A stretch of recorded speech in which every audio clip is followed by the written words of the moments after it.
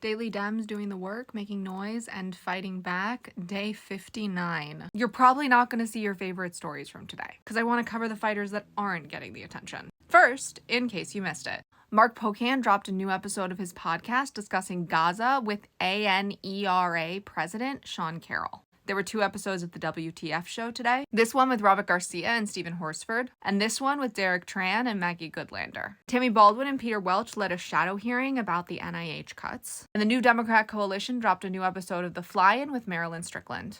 Now on to other stories. For Repping the Rep, we are still talking about Marc Desaulniers, who had a Facebook town hall, and yes, you could watch even if you don't have an account. And he's just so transparent. And he spent some time explaining the difference between the campaign side and the government side. Jim Himes gave today's Democratic Daily Download, which is of course about Signalgate. The Senate had an emergency press conference with Schumer, Maria Cantwell, Chris Van Hollen, and Ron Wyden, discussing DT's nominee to run Social Security. And Ron Wyden talked about a whistleblower who reached out to his office about the nominee. Jeffries went on Morning Joe with exactly the energy about Signalgate we want to see.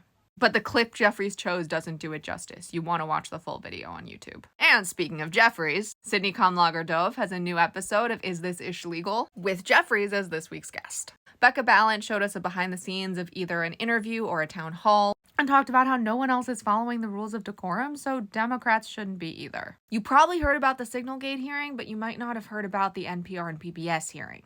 Greg Casar gave an incredible speech, completely destroying the waste, fraud, and abuse argument. And finally, Eric Swalwell posted his monthly Under the Dome, which is his behind-the-scenes video of how he spent his month. It is spectacular, and it is so detailed. Did I cover your favorite story today? Probably not, but I hope you learned something from what I did cover. If you're still here, comment with the pig, because there's no Miss Piggy emoji. Our voices are a superpower, but only when we use them.